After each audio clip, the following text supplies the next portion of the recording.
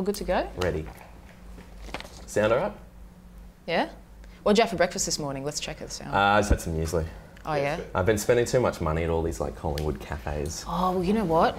You're in Melbourne, man. Yeah. Like, there's so many good places I know, for that. but it's just $1 million to get like a slice of toast. No. We're going to go broke because of the avocado situation as Yeah. well. It's pretty bad. I just bought like a box of Carmen's and I'm like, the people I'm staying with will have milk. And I get there, they do have milk. It's like almond milk and like bonsai. Oh, geez. I'm like, I'm not opening their $6 almond milk. Put like a little dribble of bonsai. I'm just eating this like dry muesli out on the street, just hating my life. Oh, you poor thing. So tell me a bit about your style, Jack.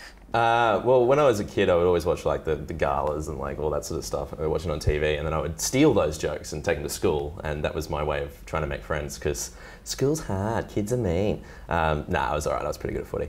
But then, like when I got older, I did the class clowns competition in like my final year of grade 12, and that was pretty fun. I met a few people from that who I'm now really good friends with, including Nick Robertson, who works social media for the festival. He was one of the people.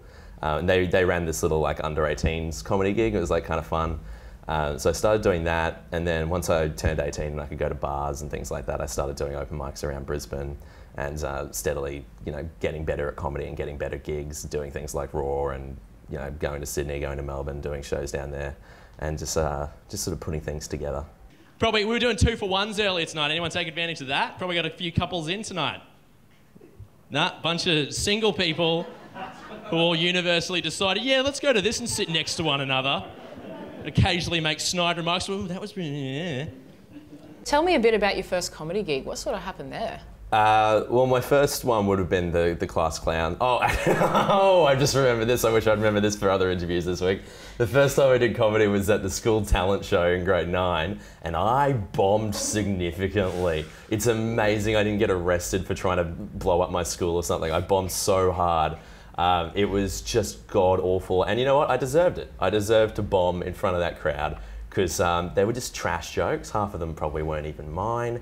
I tried to do crowd work. I'm not good at it. It was just awful. So yeah, once the callus from that developed, I started doing, just open mics and things like that. And the first open mic I did was at the Newmarket Hotel in Brisbane. And it went okay. It was all right, but I had, before the show, I'd written out my set just completely. It was just, these are the jokes. You can't deviate from any of this. I quickly learned that that's not a great way to do comedy. Having said that, I haven't entirely stopped doing it. So come to Comedy Zone, find out for yourselves. I think that's the only way I could stand to move to one. I don't understand why that's never included in the plans for those like outer suburbs, master planned communities, just as a point of difference, because they're all the same. They're all the same like quarter-acre blocks with the half-acre houses, just like named after some lake the developer put there that you can't swim in.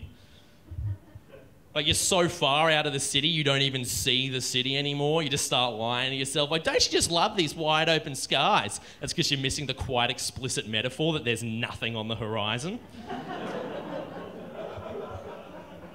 And once you're there, you're staying there. You only exist in that postcode now, but for some reason you're happy about it. You start bragging to your friends, like, mate, why would you ever want to leave? Why would you ever want to leave Etc. Lakes? So how would you describe your comedy style? I'm very I don't have sort of jokes, so to speak. I have little bits. It's a terrible way to sell your comedy. I don't really do jokes. I kind of just chat. I have like these sort of like just sort of talk on a topic, and there's like punchlines and stuff like that throughout, and it'll be like a story about something that happened to me, or it'll be just what I reckon, or a lot of the time it'll just be some dumb bullshit that I made up. My kind of comedy is kind of just sort of sneaking the jokes in through the back door. Having said that, you still got to have the jokes in there, otherwise you're just doing spoken word, and that sucks. How would you describe the Comedy Zone? What is it exactly? I guess it's always 5 of the rising crop from around Australia, and just get them all in a room together, see what happens. But no, I believe in you guys. I think it'll be good. Let's talk a bit about flyering. So flyering is a thing, obviously you guys have to do it quite a lot, talk to the general public, give them a little flyer here and there. Yeah. Do you have any tips on a good flyering sesh? No, I hate flyering. I hate everything about it. When I did Adelaide Fringe just before this festival, I went to Officeworks and I printed a bunch of flyers, and just like standing on corners trying to give them out as people who are already on their way to see a much better comedian at a bigger venue. It's quite demoralising, but you kind of just have to switch off at some point and not take it personally if people aren't going to take a flyer. It's probably the best way to get people into shows, aside from being on television. So it's one of those necessary evils. You got a flyer and then you get to do comedy. It is nice to come down to Melbourne and be in like these little intimate little gigs, and everyone will give you time to say what you want to say, especially if you've got some long convoluted setup to a bit. The audiences down here are more sort of up for comedy, and they'll sort of patiently listen. And that same goes for Sydney. The audiences in Sydney, I find, are they're quite comedy literate, and they're coming out for comedy. It's not being sprung on them all the time like it is in some other places. So yeah, it's nice to have audiences who kind of know a bit about what you're doing.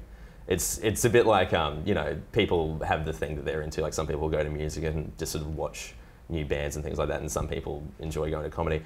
But the blood bank every week, just stockpiling blood for all the transfusions I'm going to need. Ugh, got pints of O positive, just sitting around, gathering interest.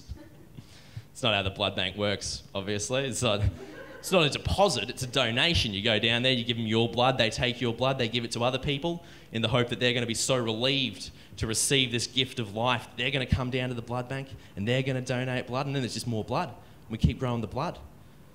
It also means no matter how much blood you personally put in the blood bank, if you ever need to get all of it out at once, they might not have it, and there's nothing you can do. So in a lot of ways, it is like a regular bank in that one specific regard. I guess people just need to find what kind of comedy they want to do. You see a lot of people, like I'm very much sort of generic kind of microphone and your dumb ideas, but a lot of people find that like they can do things with music, or they can do things with like surprise, like sound cues and things like that. That's not really my line of work, so I highly encourage people to go into things like that so that I can just have the generic stand-up to myself. Yeah. But yeah, just start gigs, just start doing comedy. A lot of people sit there and go, oh, I've always wanted to do it. Just start doing it. Yeah. Otherwise you're going to sit around thinking about it forever and you'll psych yourself out, you'll never do it. And also you might find that it's not for you. If you start doing it, oh, no, I'm not as into this as I thought I was. Well, that's it. You never know till you try. Yeah, exactly. That's I it. got really into squash for about 3 months and I haven't played in ages. Sometimes you pick up a new hobby and it doesn't stick. That's it. That could be you for comedy. Yeah.